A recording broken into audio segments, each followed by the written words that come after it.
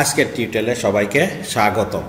আজকের বিষয় Sylhet board HSC পরীক্ষা 2017-র প্রথম পত্রের একতরফা দাখিলা পদ্ধতির সমাধান নিয়ে আলোচনা করার চেষ্টা করব। দেখি উদ্দীপকে কি বলা হয়েছে। জনাব আদিবা একজন খুচরা ব্যবসায়ী, তিনি একতরফা দাখিলা পদ্ধতিতে হিসাব রাখেন। তার ব্যবসায়ের খতিয়ান উদ্বৃত্তগুলো নিম্নরূপ। এ হলো প্রথম তারিখের সম্পদ এবং দায় আর শেষ দিনের সম্পদ এবং দায়। তবে এখানে ব্যাংক জমার প্রথম দিনের টাকার সাথে ক্রেডিট উল্লেখ আছে, তাহলে এখানে বুঝতে হবে ক্রেডিট যদি উল্লেখ থাকে তাহলে অবশ্যই এটা হলো ব্যাংক জমা অতিরিক্ত, এটা হলো ব্যাংক জমা অতিরিক্ত। আর যদি কিছুই না থাকে এটা বুঝতে হবে ব্যাংক জমার উদ্বৃত্ত। আর ব্যাংক জমা অতিরিক্ত হলে হয় দায়, আর ব্যাংক জমার উদ্বৃত্ত হলো সম্পদ। আর এখানে 12% ব্যাংক ঋণ আছে প্রথম দিনের ঘরে, কিন্তু শেষ দিনের ঘরে কিছুই নাই। যদি অন্যান্য তথ্যাবলীর মধ্যে ঋণ পরিশোধের কথা বা ঋণ অতিরিক্ত গ্রহণের কথা না উল্লেখ থাকে তাহলে বুঝতে হবে যে প্রথম দিনে যে ঋণটা ছিল শেষ দিনেও সেই ঋণটাই আছে। বিনিয়োগও ঠিক একই অবস্থা, যদি নতুন বিনিয়োগ করে তাহলে শেষের দিনে ওই বিনিয়োগটা যোগ হয়ে বাড়বে, আর যদি না করে তাহলে 60,000 থাকবে। স্থায়ী সম্পদের বেলায়ও প্রথম দিনের ঘরে আছে যেহেতু, শেষ দিনে না থাকলেও এই পরিমাণ টাকায় উল্লেখ করতে হবে। এরপরে বলছে জনাব আদিবা কারবার হতে সারা বছর ধরে প্রতি মাসের শেষে 2,000 টাকা করে উত্তোলন করেন। এছাড়াও কারবার হতে তিনি 5,000 টাকার উত্তোলন করেন, 5,000 টাকার পণ্য উত্তোলন করেন। তিনি কারবারের জন্য 1-10-16 তারিখের একটি কম্পিউটার মেশিন ক্রয় করেন। এই কম্পিউটার ক্রয়ের জন্য 35,000 টাকা তিনি তার ব্যক্তিগত তহবিল হতে এবং অবশিষ্ট 5,000 টাকা উত্তোলিত অর্থ হতে সরবরাহ করেন। অন্যান্য তথ্যাবলী, মূলধনের উপর 5% সুদ ধার্য করতে হবে। আমি এখানে একটা কথা স্মরণ করিয়ে দিতে চাই, একতরফা দাখিলা পদ্ধতির মধ্যে আমরা সাধারণত 3 ধরনের মূলধন পাই। একটা হলো প্রারম্ভিক মূলধন, একটা হলো অতিরিক্ত মূলধন, একটা হলো সমাপনী মূলধন। তাই প্রারম্ভিক মূলধনের উপর সুদ ধরতে হলে পুরা বছর অর্থাৎ 12 মাসের সুদ ধরতে হবে। অতিরিক্ত মূলধনের উপর সুদ ধরতে হলে যে তারিখে মূলধনটা বিনিয়োগ করেছে ওই তারিখ থেকে সুদ ধরতে হবে, ও সমাপনী মূলধনের উপর কোনো সুদ ধার্য করা হয় না। এরপরে বলছে প্রাপ্য হিসাবে 6,000 টাকা আদায়যোগ্য নয়, অবশিষ্ট প্রাপ্য হিসাবের উপর 10% অনাদায়ী পাওনা সঞ্চিতি তৈরি করো। 3 বলা হয়েছে ভূমি ও দালান কোঠার উপর 5% এবং কম্পিউটারের উপর 10% অবচয় ধার্য করো। করণীয়, উত্তোলনের পরিমাণ ও মূলধনের সুদ নির্ণয় করো।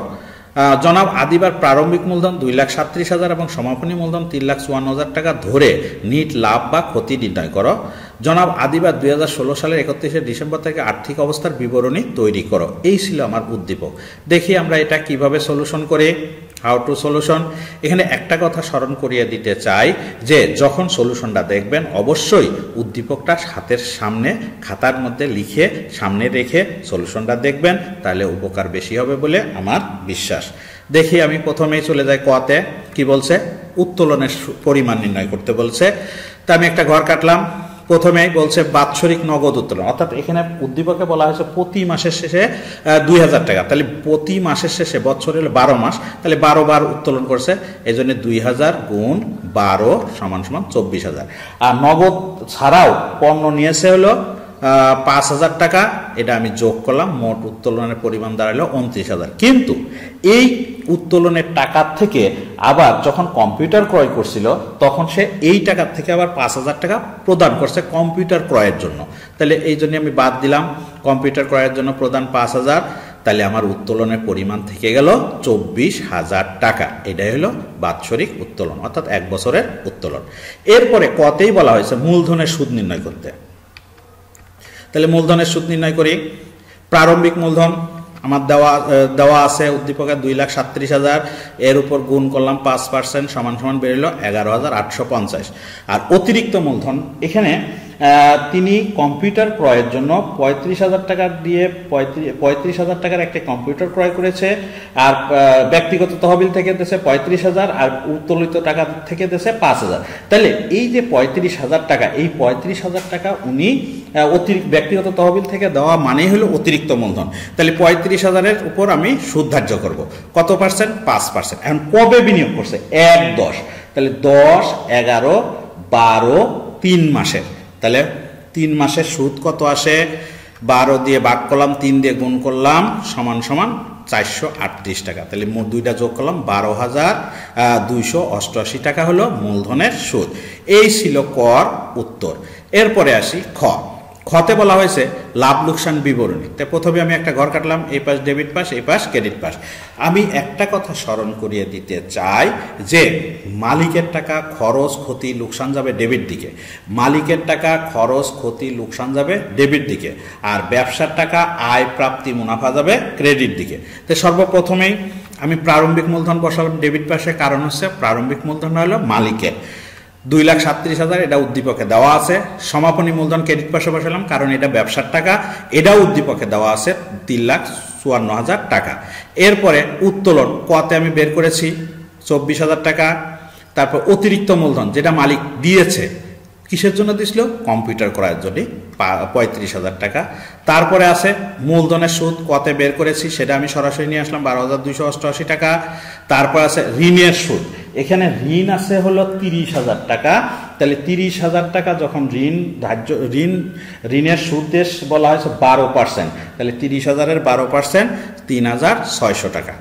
তারপরে আছে বিনিয়োগের সুদ, এখানে 10% বিনিয়োগ দেওয়া আছে 60,000 টাকা, তাহলে 60,000-এর 10% বের করলে 6,000 টাকা। তারপর আছে অনাদায়ী পাওনা, এখানে বলা হয়েছে প্রাপ্য হিসাবে 6,000 টাকা, আদায়যোগ্য নয় মানে অনাদায়ী, এখানে 6,000 লিখলাম। এর সাথে যোগ, এখন প্রাপ্য হিসাব আছে, একটা জিনিস খেয়াল রাখতে হবে, এখানে প্রাপ্য হিসাব আছে দুইটা, একটা প্রথম দিনের, একটা শেষ দিনের। যখনই যা কিছু ধরতে হবে সব শেষ দিনের উপর ধরতে হবে। তাহলে শেষ দিনে আছে আমার 68,000, এই 68,000 থেকে 6,000 বাদ দিলে থাকলো 62,000। এই 62,000 টাকার উপরে 10% ধরলাম, বেরোলো 6,200 টাকা। এই হলো 12,200 টাকা। তারপর আছে ভূমি ও দালান কোঠার অবচয়, ভূমি ও দালান কোঠা আছে হলো 1,20,000, এর উপর অবচয় ধরতে হবে 5%, বের হলো 6,000 টাকা। এরপরে কম্পিউটারের অবচয়, কম্পিউটার কিনছিলাম আমি 35,000 টাকা ব্যক্তিগত তহবিল থেকে, উত্তোলন থেকে 5,000, তাহলে কম্পিউটারের মূল্য দাঁড়ালো 40,000 টাকা। আর এই 40,000 টাকার উপর অবচয় ধার্য করবো হলো 10%, কিন্তু কত মাসের? 1/10 কিনছে, তাহলে 10, 11, 12, 3 মাসে আসে হলো 1,000 টাকা। এইবার আমি যোগ বিয়োগ করব, যে পাশ বড় সেই পাশটা আগে যোগ করব। যদি ক্রেডিট পাশ বড় হয় লাভ হবে, ডেবিট পাশ বড় হলে ক্ষতি হবে। তা ক্রেডিট পাশ আগে যোগ করলাম 3,84,000 নিয়ে আসলাম, এবার একটা একটা করে বিয়োগ করলাম, বেরোলো 76,912 টাকা। এইটাই হলো নিট মুনাফা। এরপরে এগুলো ক্লোজ করে দিলাম। এরপরের গতে বলা হয়েছে আর্থিক অবস্থার বিবরণী। আর্থিক অবস্থার বিবরণী ঘর কাটলাম, সম্পদ পাশে লিখলাম, নগদ তহবিল দেওয়া আছে। তবে এখানে আরেকটা কথা মনে করায় দিই যে এখানে প্রারম্ভিক দিনের সম্পদ দায় আছে, সমাপনী দিনের সম্পদ দায় আছে। সবসময় সমাপনী দিনের সম্পদ দায় এখানে আর্থিক বিবরণীতে আসবে। তবে এখানে কিছু সম্পদ এবং আছে যেগুলো শেষ দিনে নাই, যদি শেষ দিনে নাও থাকে স্থায়ী সম্পদ এবং দীর্ঘমেয়াদী সম্পদ হলে অবশ্যই শেষ দিনে যাবে। তাহলে ব্যাংক জমা 25,000, মজুত পণ্য 60,000, প্রাপ্য হিসাব ইনারে লিখলাম 68,000, বাদ হলো অনাদায়ী 6,000, উদ্দীপকে দেওয়া আছে 62,000, বাদ অবশিষ্ট দেনাদারের উপরে 10% বাদ ধরলাম 6,200, থাকলো হলো 55,800। প্রদেয় হিসাব হলো 35,000, 12% ব্যাংক ঋণ 30,000, ঋণের সুদ 3,600 খতে বসাইছি। অনাদায়ী বিনিয়োগের সুদ 6,000, এটাও খতে বসাইছি। বিনিয়োগ 60,000, উদ্দীপকে দেওয়া আছে। ভূমি ও দালান কোঠা 1,20,000, বাদ হলো অবচয় বের করছিলাম 6,000, থাকলো 1,14,000। কম্পিউটার 40,000, এটারও অবচয় ধরছি 3 মাসের 1,000 টাকা, বাদ দিলাম 39,000। এরপরে প্রারম্ভিক মূলধন, অর্থাৎ এখানে বের করতে হবে মালিকানা সত্ত্ব। তাহলে মালিকানা সত্ত্ব বের করার সূত্র হলো প্রারম্ভিক মূলধন, এর সাথে যোগ করলাম অতিরিক্ত মূলধন, বের হলো 2,72,000। এর সাথে বাদ দিলাম উত্তোলন 24,000, আমি কতে বের করেছিলাম 2,48,000। এর সাথে যোগ করলাম নিট লাভ, যেটা খতে বের করেছি 76,912, যোগ করলাম 3,21,912।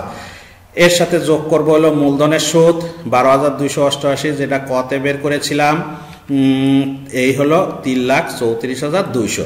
এবার দুই পাশ যদি সমান হয় তাহলে বুঝবো অঙ্ক হয়েছে। আর যদিও অঙ্কন দুই পাশ সমান না হয় তাহলে গড় মিল হিসাব বা অনিশ্চিত হিসাব দিয়ে দুই পাশ সমান করতে হয়। তাহলে দায় পাশের যোগফল নামাইলাম 4,05,800, সম্পদ পাশের যোগফলও 4,05,800, অতএব দুই পাশ সমান, অতএব আমার অঙ্ক হয়েছে। ধন্যবাদ সবাইকে, ধন্যবাদ সময় দেওয়ার জন্য।